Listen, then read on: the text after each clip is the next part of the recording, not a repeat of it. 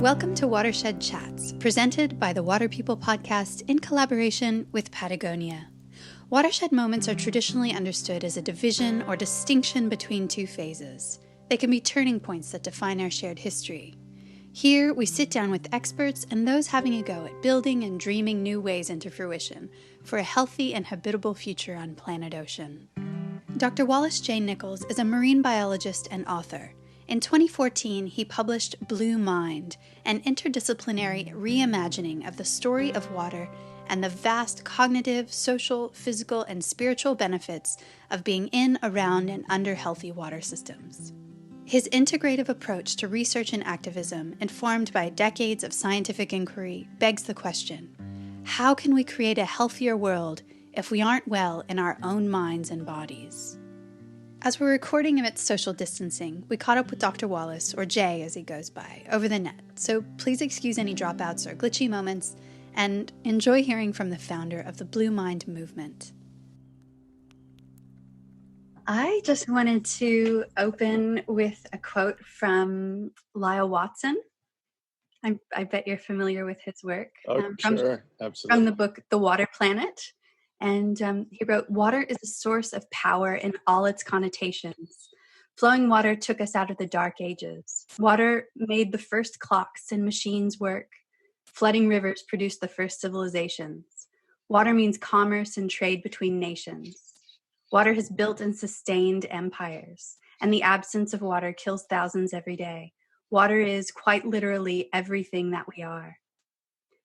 Your work really seems to build on the work of creative biologists like Lyle Watson, who also dared to bridge the gap between what we call hard science and the more than physical interplay between humans and the living world. It's a space that has kind of historically opened up scientists to critique. It's a bold place to go. How did you end up there? Thank you for that comparison. I appreciate his work a lot and have admired it forever. I started there. I guess I didn't really end up there. I started in that place where you're pulled by your heart. As a kid, I think if anybody's listening to this, they probably know the feeling of it. You just don't want to get out of the water. You want to get in the water when you wake up in the morning, and then you just don't want to get out. And that's where I started. And I became a marine biologist because of that. I was not as comfortable on land. I was not comfortable speaking to people. I'd just rather be underwater where nobody asks you questions. And so fast forward, I pursued a career as a marine biologist to be in the water as much as possible. And started thinking about that initial pull. What is it about the water that makes us feel whole? Or what is about water that feels like your best friend, feels like your home? And for me, I stuttered as a kid and I was adopted. So I kind of was a little uneasy about life on land, but in the water, it just all kind of came together. And so as a scientist, I wondered, what is that? What is that thing that I felt that's basically dictated my whole life? And I went looking for a book about that, and I couldn't find one.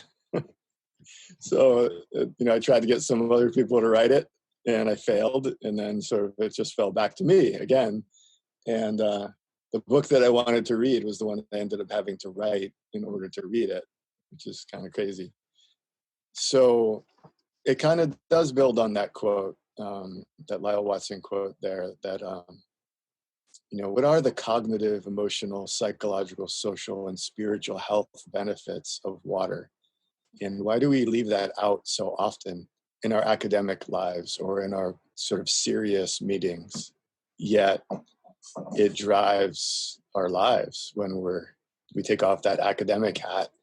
It is among the most important things. I've got my guitar right here, right under the surfboards, and I see yours on the wall there. Music and water and a good dog, just kind of make life worth living. And as a parent, the greatest gifts you can give your kids, or as a grandparent, or as an aunt or an uncle, or as a mentor, the greatest gifts you can give are a love of music and a love of water and a love of a good dog. I think that's, maybe reducing it a little too far, but your child will be rich for life if you offer that.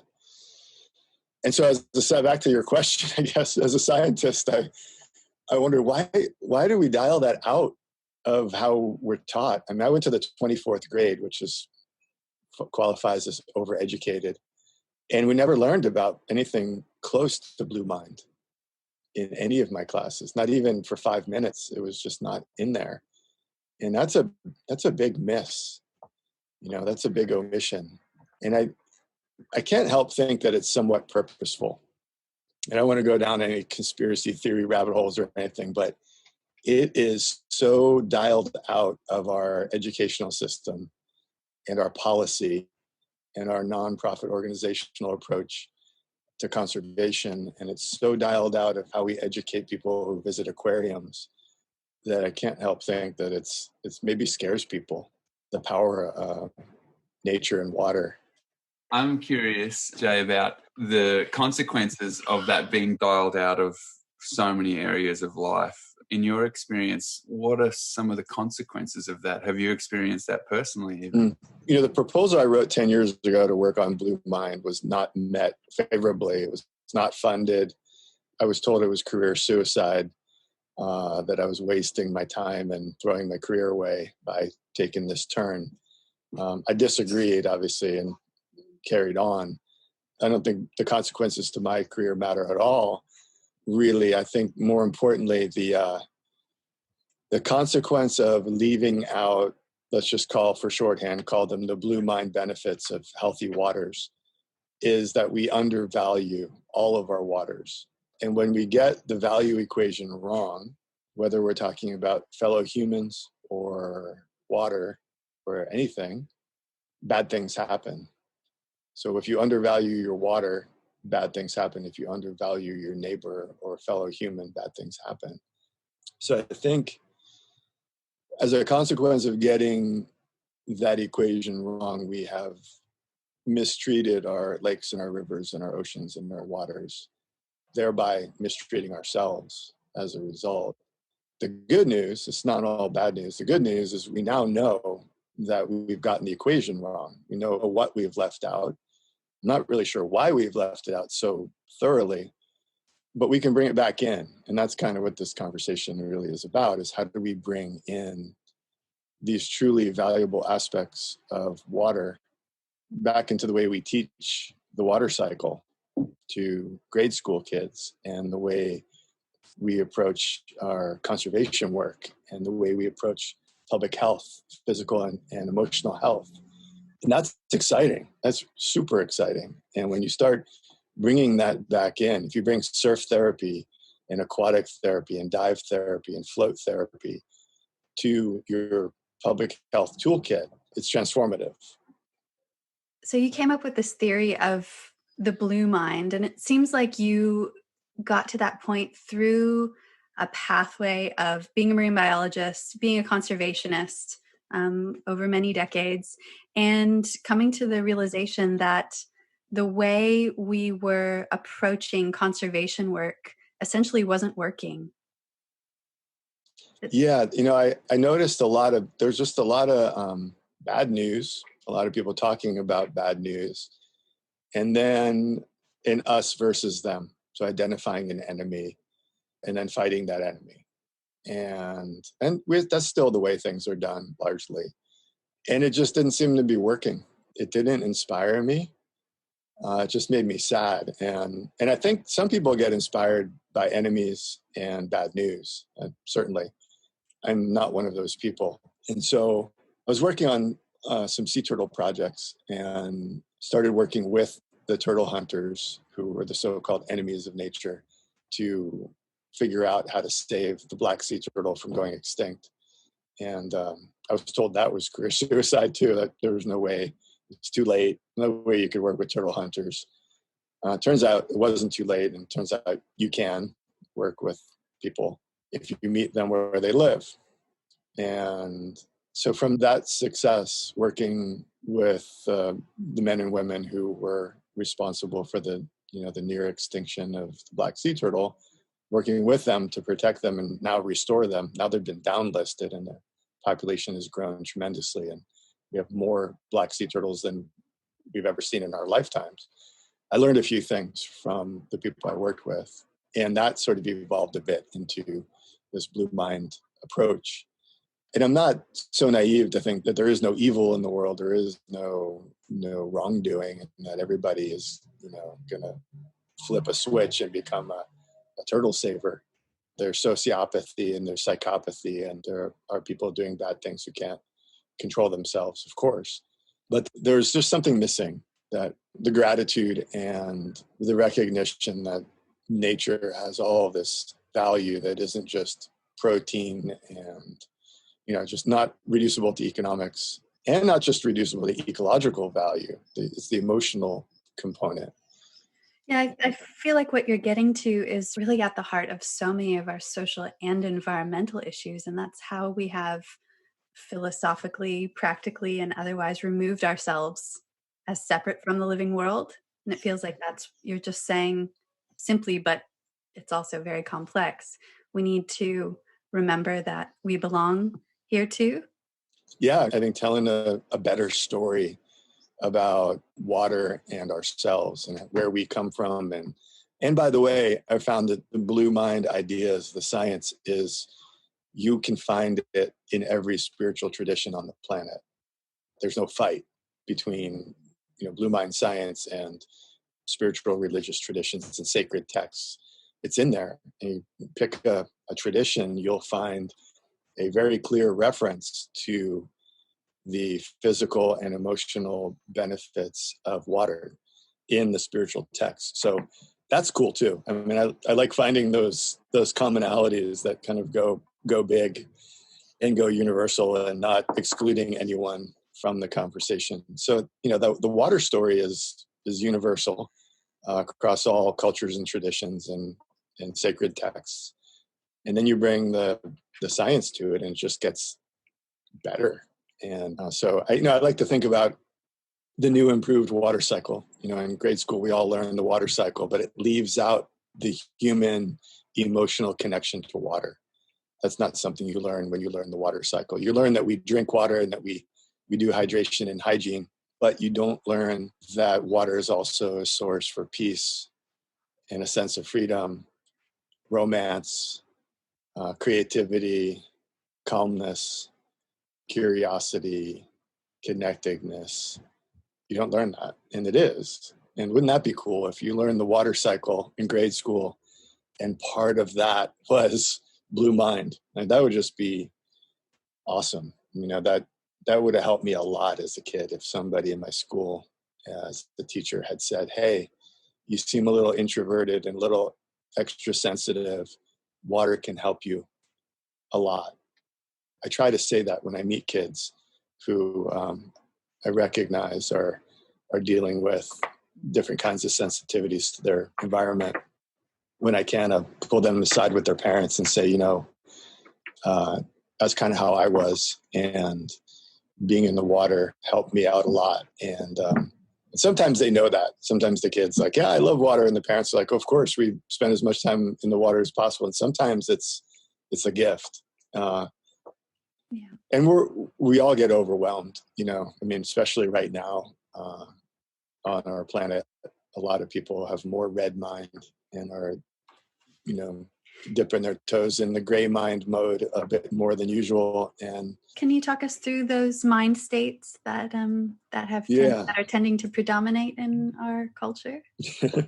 Yeah. So, really the best way to understand blue mind is to talk about red mind, ironically. But so red mind is kind of our new normal. It is our hyper-connected, mildly or sometimes severely anxious or stressed go mode. We're overstimulated, overcommitted. It's not all bad. It's how we get things done. It's kind of our fight or flight response in sort of hyper overdrive, whether it's technology and screens or just lots and lots of information. And when we're feeling a little overwhelmed, we just double down on caffeine and Red Bull or whatever it is and go harder. And that's encouraged. Sleeplessness, exhaustion. And if you stay in red mind too long, you will end up in gray mind, which is burnout and breakdown and depression even. And that's no good. So red mind is really useful if you toggle between red and blue. Gray mind is pretty useless. So if you're toggling between red and gray, it's probably time for an intervention of some sort. That's not a good way to live. You'll break down and burn out. So blue mind kind of comes in and helps us hit the reset button, sort of disconnect but reconnect to the things that are important to us, restore our minds, our creativity, our relationships, restore our bodies, take a break, unplug, jump in the water. So, red mind is, it is useful. The reason why we have a red mind state is because it's kept us alive. Gray mind is not adaptive, but red mind is. Maybe gray mind is too. Burnout is a response to, being overloaded too long. And gray mind is kind of the ashes of too much fire, the aftermath. And sometimes you need to kind of douse the fire with some water. That's blue mind. And so that you don't burn out, so you don't burn down the house. And that's an oversimplification of some pretty complex neurobiology and psychology. And I want to make sure that's clear that, blue, red, and gray are kind of a cartoon version of our complex emotional lives. But that simplification, I think, helps people talk about it and think about it and maybe get a handle on it. And in different groups that I've worked with, just walking through blue, red, and gray mind states has helped, particularly men. And I don't want to stereotype, but I just did. The guys tend to have a harder time talking about their emotions, and in particular cultures around the world. I work in Mexico a lot, and there's a machismo culture that it's harder to talk about how you're feeling. So if you can color code it and make it not about depression or anxiety, but red and blue and gray, then it may be a little easier to talk about and get a handle on. And then if we talk about it, then we can address it. If we can address it, hopefully we can avoid some of the negative consequences. So that's why I like that sort of symbolic conversation about our emotions. Yeah, well, it's visual and it's easy to understand. And I just wanted to interject and say, maybe there was a little bit of stereotyping, but it's not because of any deficiency in men in your capacity to feel just as deeply. It's just a product of our culture not encouraging these kinds of conversations amongst boys, to encourage boys to feel and to cry and express emotion in a way that is socially acceptable for girls. And this water pathway is another way to stimulate those conversations around feeling. Yeah. And I think that the feminine is more associated with water and the ocean, and just sort of in an archetypal way. And, we work with a lot of veterans and first responders, and whether they're men or women, they're told to suck it up. If you're feeling burnt out, if you're feeling post-traumatic stress or anxiety, you're just told to bury it deeper and fight on. And sometimes that works. And for some people who are particularly resilient, it works for a while until it doesn't work. And if we're undervaluing each other, then we can burn through so-called human resources and just find the next person to step in to fight, whether it's to make money or to win a war. And the human individual becomes dispensable, and kind of goes back to that undervaluing. So if we undervalue each other and we undervalue our waters, then we can just crank in red mind mode and just kind of, plow through people. But that's not very humane, of course. Or sustainable. Nor is it sustainable or sustainable. Yeah. Just generally super uncool. Let's just put it that way. So you're pretty much speaking to your people here. Anyone who's listening to this podcast intuitively and experientially understands the transformative power of water. Why do we need to quantify the impact of water? What difference will it make? Well, for some reason, a lot of these ideas have been massively discounted in our society. And I think in order to bring them back in to where they belong, we need all of the tools we can get our hands on. And we need poetry, and we need art, and we need film, and we need podcasts, and we need science.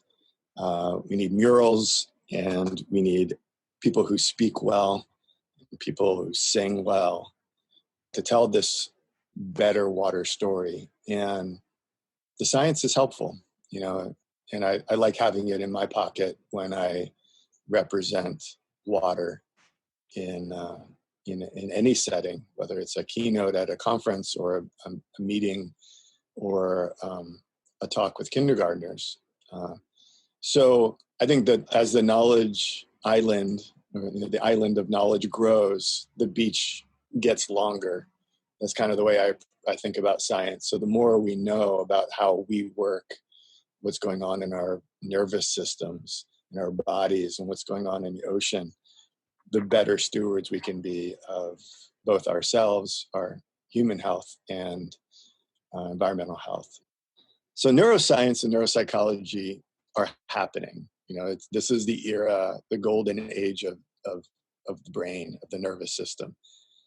And who should have that knowledge is kind of a good question. Should it be privatized and given to corporations to do neuromarketing, or politicians, or should it be shared? Should we have neuroliteracy so that you understand your own brain so that you can be empowered to sort of optimize it?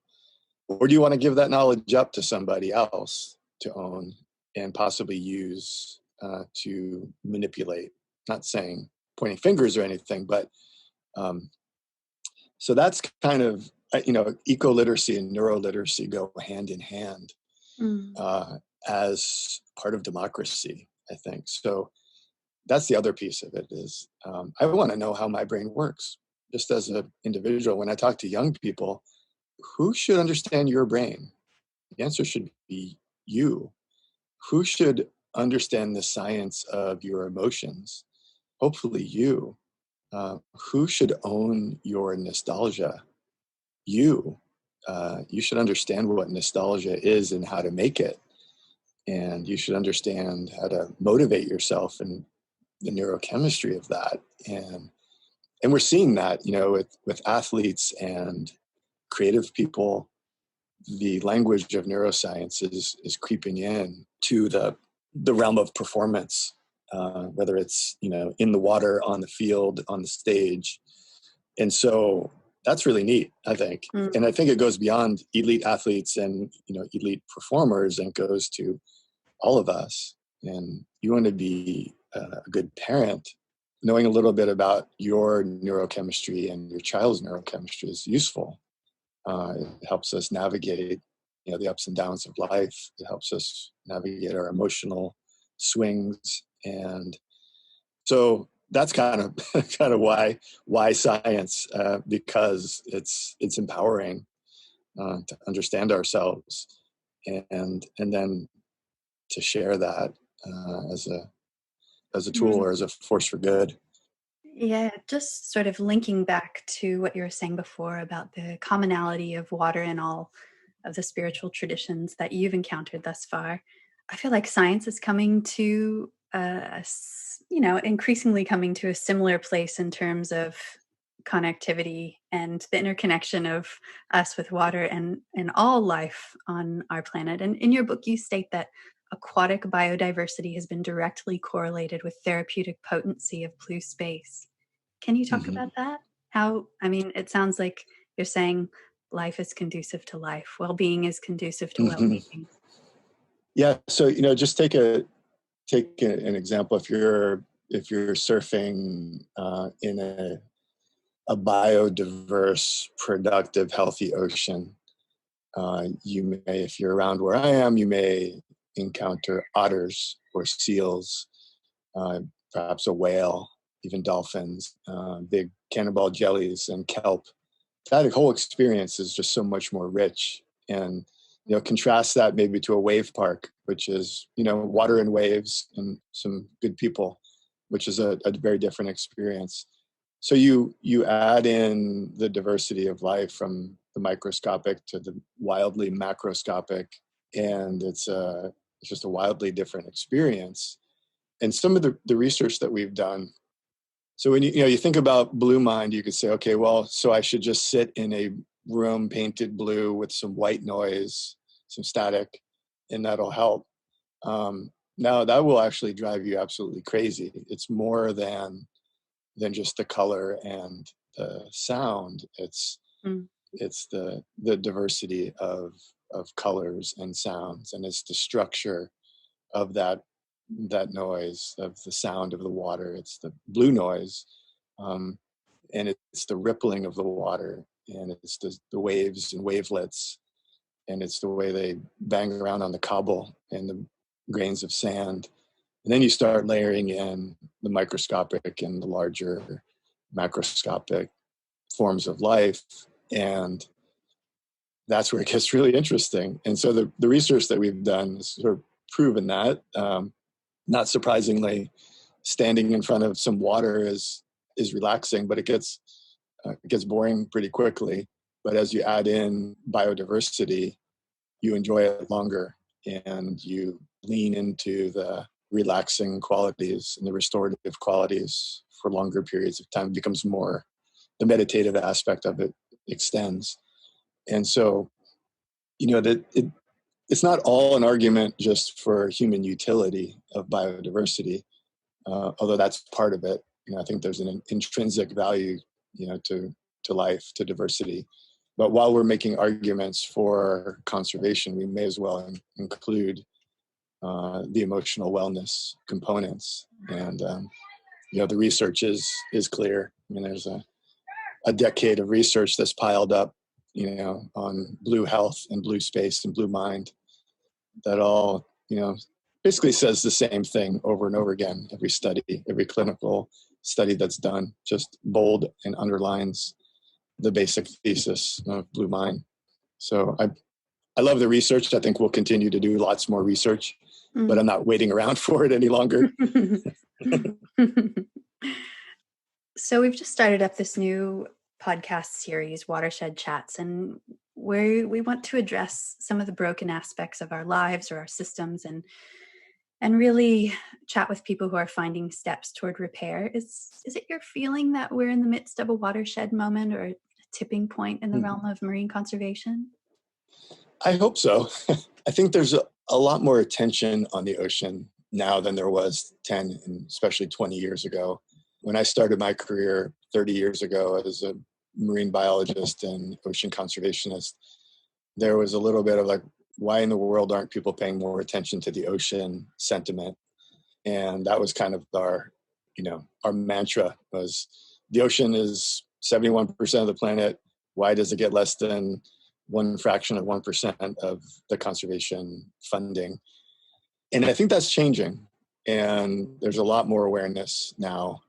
But I don't think that alone is enough. I think when we link our physical and emotional health to the health of lakes, rivers, and oceans, and I'd rather talk about water than oceans, because I think separating lakes, rivers, and oceans doesn't make any sense. Although it's often done. Ocean meetings don't overlap with river meetings very often.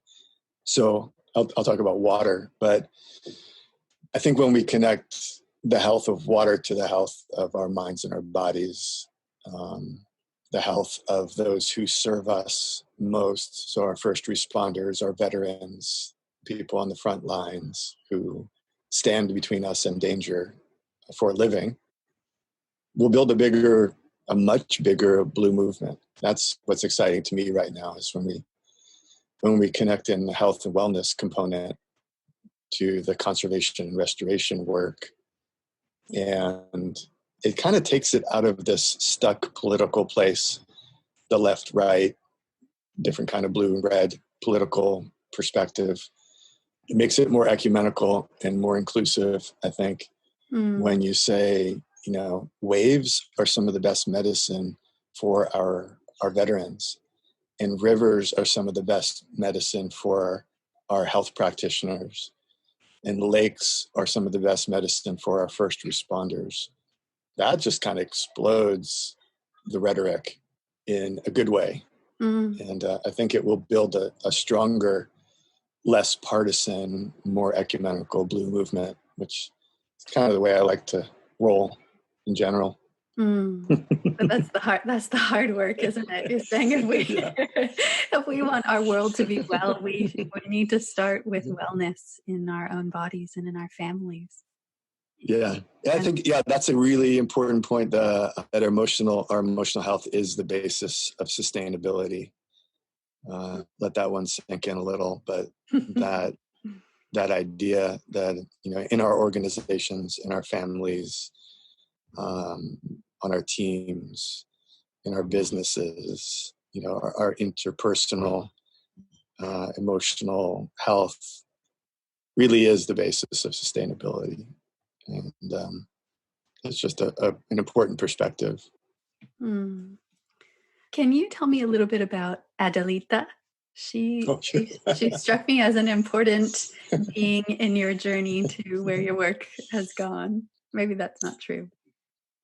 I thought you would never ask.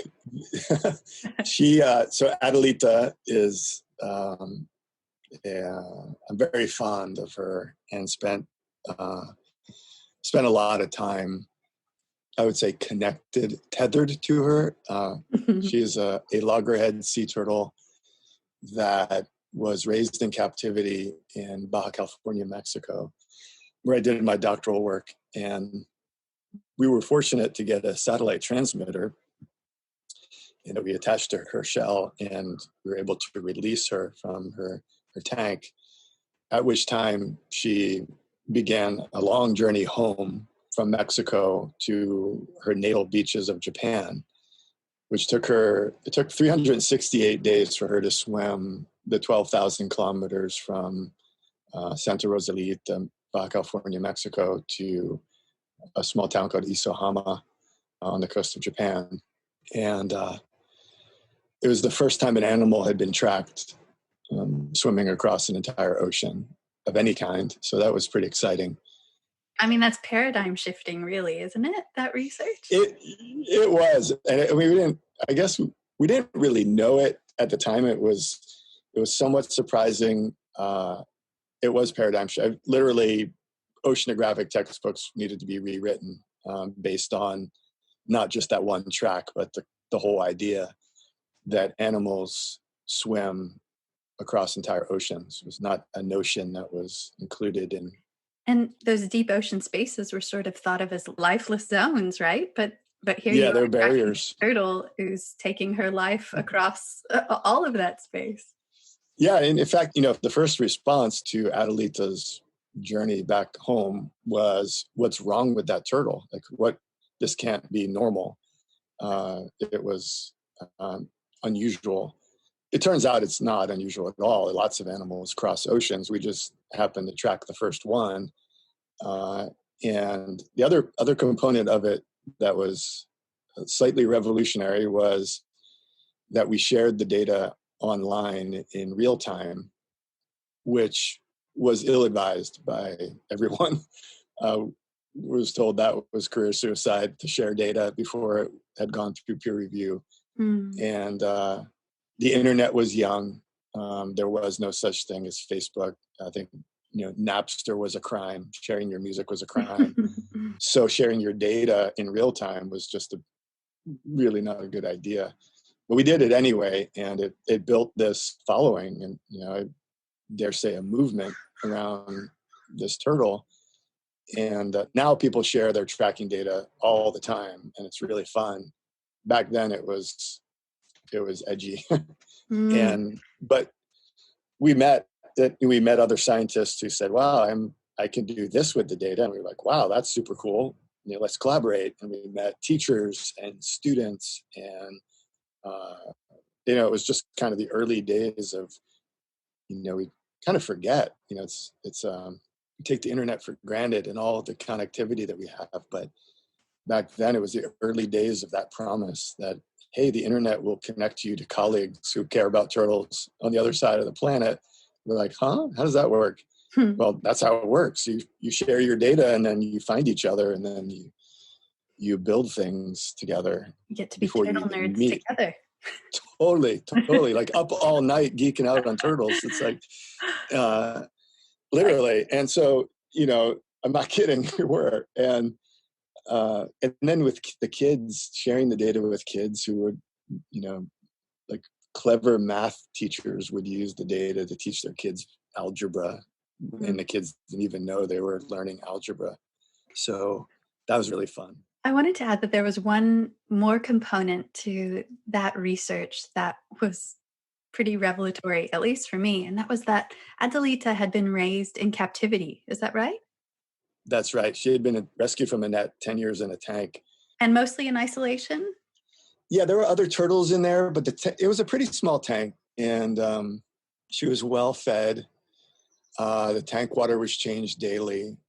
I wouldn't describe it as horrific conditions, although they were for a highly migratory animal. It was a pretty small tank. But the amazing thing is she remembered. She remembered where she needed to go. This incredible journey across an entire ocean. She had that understanding of where she needed to know, even after having been lost or sidetracked for a full decade. That's so beautiful, and it reminds me that there's so much that we don't know and we don't understand.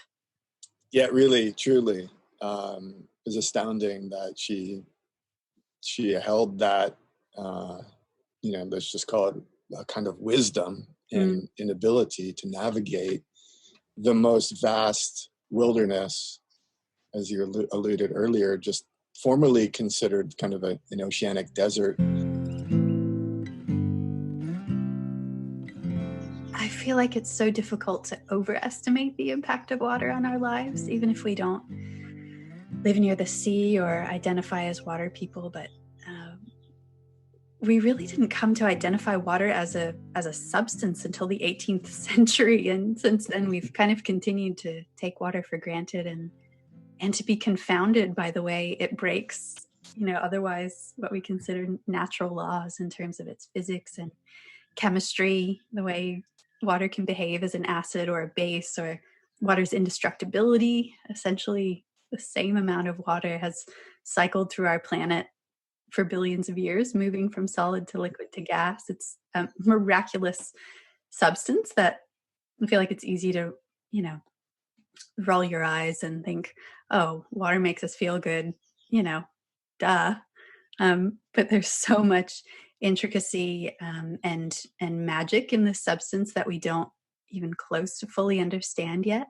What's been the most perplexing discovery you've made in your research about the nature of water? Wow, that's a good question. I'd say that the most perplexing thing has been why that eloquent statement you just made is not common knowledge any longer. And maybe it once was, but that's kind of the most perplexing piece of this, is why it's so hard to take this reverence and make it common knowledge again. It's a frustrating, perplexing conundrum. And that's, I think, why I enjoy speaking to you and having this conversation, because I think it helps sharpen all of us in our language and our storytelling, so that we can go out and build on this set of ideas. As water people, take what we know and what we experienced and what we learn and do a better job breaking through whatever those barriers are, and build a society around that reverence for water. Because it used to be that way. And many cultures all over the world recognize the things we're talking about and taught them as matter of course. I think that's kind of that's where my I don't get baffled so much by water itself. I get more baffled by the human water connection, or sometimes lack thereof. Yeah, that's what Dave and I both love so much about your work, is that it's about remembering, like so much great wisdom. The more we delve into our own specific experiential lives, the closer we get to touching the universal.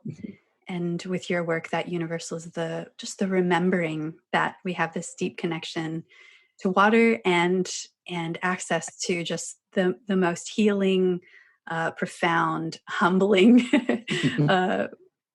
I mean, it's insulting to call it a tool, but Yeah. For the sake of science, we can call it a tool. And if we can all remember that, that can inspire and serve as a launch pad for reforming our behaviors and attitudes and the way we've tended to treat water as a resource instead of our lifeblood. Yeah, and I think, it's a yes and, right? It's a resource, but not only a resource. It's a tool, but it's not only a tool.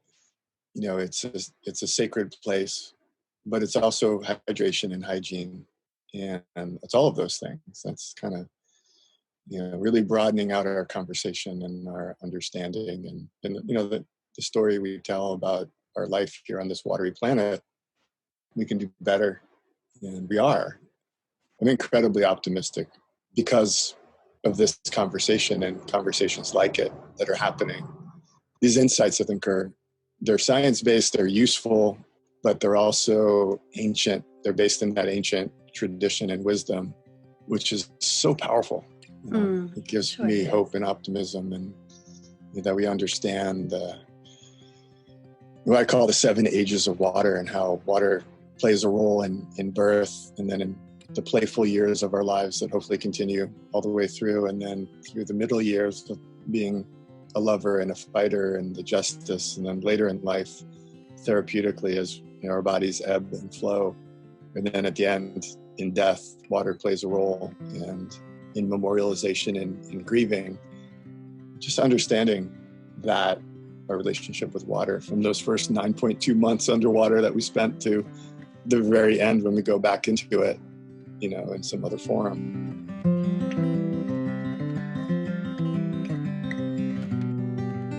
This episode of Watershed Chats is presented by Patagonia, whose purpose-driven mission is to use business to protect our home planet. Thanks to our sound engineer, Shannon Soul Carroll, and artist-in-residence, Chris Miyashiro. On behalf of myself, Lauren Hill, and my partner in rhyme, Dave Restovich, thanks for listening with us. Learn more at waterpeoplepodcast.com.